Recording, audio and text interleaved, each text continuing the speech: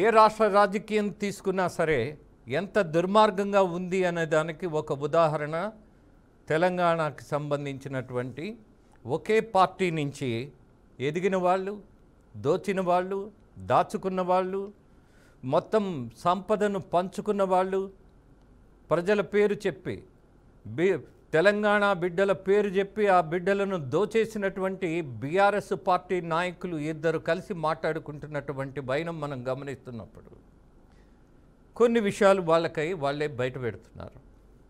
ఏమని? ఎమ్మెల్యే మాధవరం కృష్ణారావు అని ఒక రాజకీయ నాయకుడు, ఒక ఎమ్మెల్యే కూకట్పల్లి నుంచి ఉన్నాడు. ఆయన బీఆర్ఎస్ పార్టీ.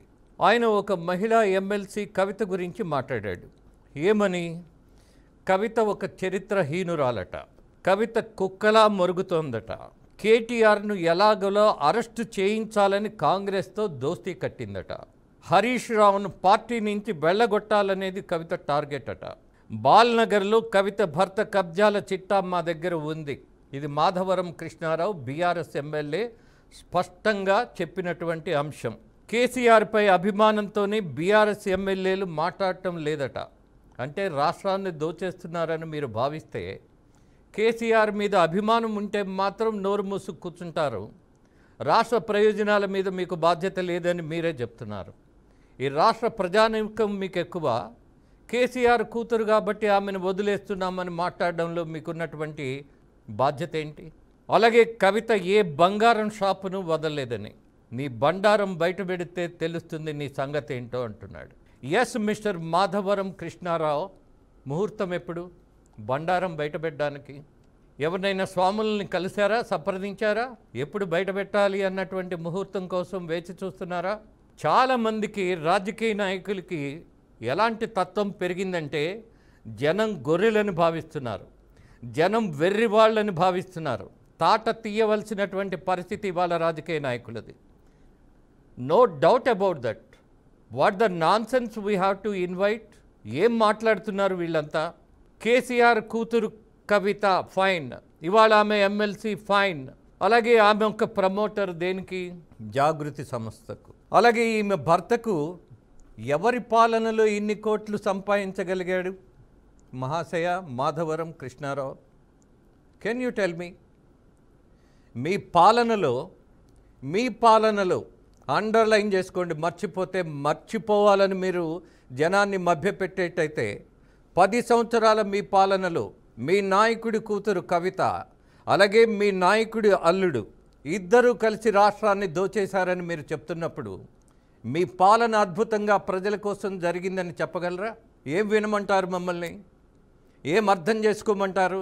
అంటే నీ నాయకుడి కుటుంబానికి సంబంధించినటువంటి కుటుంబ సభ్యులు రాష్ట్రాన్ని దోచేశారు అని అంటే మీరు ఆ రోజు కళ్ళు మూసుకొని కూర్చున్నారా? You feel that it is cinema? ఏదైనా ఎంటర్టైన్మెంట్ షో అనుకున్నారా వాళ్ళు దోచేస్తుంటే? ఇప్పటికీ మీరు చెప్తున్నట్టుగా కేసీఆర్ అల్లుడు మీ నియోజకవర్గంలో భూదోపిడీ చేస్తే మరి ఆ రోజు ఎందుకు నోరు మూసుకున్నారు? ఇవాళ ఎందుకు గర్జిస్తున్నారు? What is the reason? పోనీ ఇవాళకైనా ఇవి సత్యాలు, వీళ్ళు దోచేశారని బయటపెట్టగలిగే సత్తా మీకుందా? ఉన్నట్టుగా ఈ డ్రామాలు ఎందుకు? మీరు మాట్లాడరు, మీరు నిజం చెప్పరు, ఊరక జస్ట్ ఫీలర్. ఎందుకనంటే కలిసి దోచేసిన తర్వాత ఇలా బెదిరింపుల కార్యక్రమం జనం మధ్య ఉంటాయి. ఇక మాధవరం కృష్ణారావు ఫ్రస్ట్రేషన్కు గురవుతున్నారని కవిత మాట్లాడారు. దాంతోపాటు ఆయనపై చేసిన ఆరోపణలన్నీ ఆధారాలతోటి సహా నిరూపిస్తానని ఛాలెంజ్ చేస్తున్నారు. కుకట్పల్లిలో 15 ఏళ్లుగా ఉన్న సమస్యలనే చెప్పాను, తప్పేంటి అని మాధవరం కృష్ణారావు ఎమ్మెల్యేని ప్రశ్నిస్తోంది. ఆయన చేసినటువంటి మాటలకు ఏ మాత్రం ఫీల్ అవ్వను. ఎందుకంటే ఆయన స్థాయికి తగినటువంటి మాటలు ఆయన మాట్లాడాడు కాబట్టి, నా స్థాయి వేరే కాబట్టి నేను పెద్ద పట్టించుకోను అని తను కూడా ఒక రిప్లై ఇచ్చింది. ఇక్కడ 2 విషయాలు మనం గమనిద్దాం. తెలంగాణ ప్రాంత ప్రజలే కాదు, అసలు రాజకీయాలు ఎలా ఉన్నాయి అన్న దాని మీద మనము నిర్దిష్టమైనటువంటి ఒక అభిప్రాయానికి వద్దాం. ఈ పార్టీ నుంచే బీసీ నాయకుడిని చెప్పుకొని ఈ పార్టీని వదిలి బీజేపీకి వెళ్ళి ఇప్పుడు ఎంపీగా ఉన్నటువంటి రాజేంద్ర అన్న ఆయన ఎంపీ ఉన్నాడు, ఈటెల రాజేందర్. ఈ పార్టీ మొత్తం దోచేసిందన్నాడు, కానీ ఎక్కడ ఆధారాలు ఇవ్వాల. అలాగే గత ముఖ్యమంత్రి కేసీఆర్ మీద అనేకమైనటువంటి అవినీతి ఆరోపణలు చేశారు. బట్ ఒక నివేదిక తీసుకొచ్చిన తర్వాత దాని మీద దర్యాప్తు సంస్థలు ఈటెల రాజేందర్ అన్న ఎంపీని కూడా పిలిచారు సమాచార సేకరణకు. కానీ ఈయన బయట సభల్లో మాట్లాడింది ఏది అక్కడ స్టేట్మెంట్లో ఇవ్వాల. ఇది కేవలం కేసీఆర్ నిర్ణయం మాత్రమే కాదు అని గంట బజాయించి మరీ చెప్పాడు.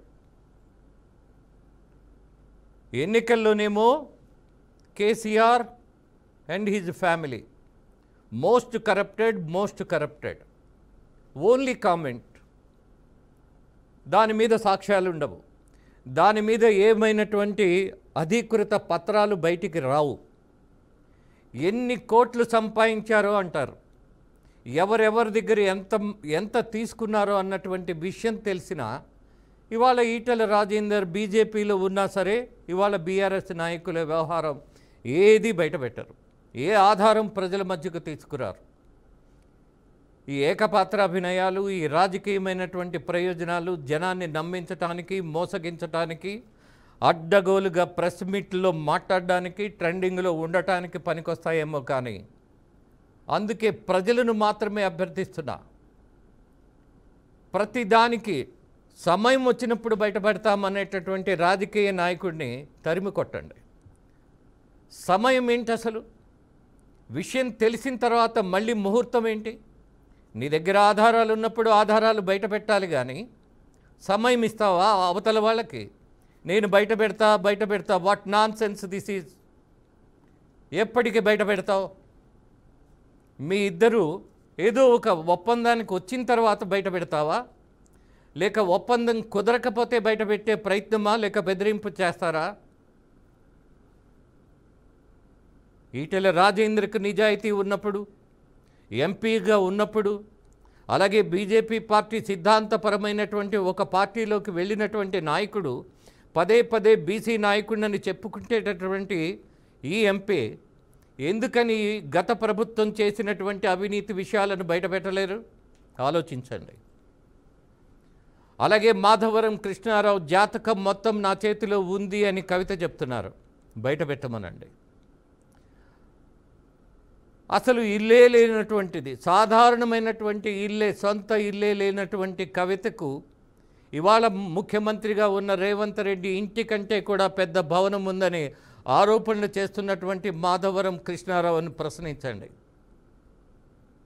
మరి మీ హయాంలో మీరు కళ్ళు మూసుకున్నారా?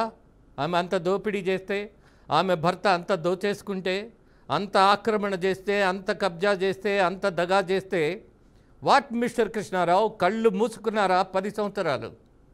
ఇప్పుడే కళ్ళు తెరిచారా? ఎస్, మీరు కళ్ళు తెరిచుంటే మీకు కనపడిన సత్యం ఏంటి? వాటిని బయట పెట్టండి. Tomorrow my reporter will come to your home. మీ ఆఫీస్కు మీరు ఎక్కడుంటే అక్కడికి వస్తారు. మీరు చెప్పినటువంటి వాటి మీద ఆధారాలు ఇవ్వండి. అద్భుతమైనటువంటి రాజకీయ నాయకుడిగా ఎదగండి.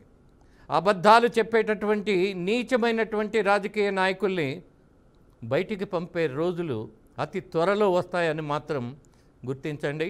ఆ బాధ్యత జనమే తీసుకోవాలి. మళ్ళీ చెప్తున్నా, ఆ బాధ్యత యువత తీసుకోవాలి. ఆ బాధ్యత కోసం మహిళలు పోరాడాలి. మహిళల పోరాటంలో ఆంధ్రప్రదేశ్లో విపరీతమైన పరిణామాలు వచ్చాయి.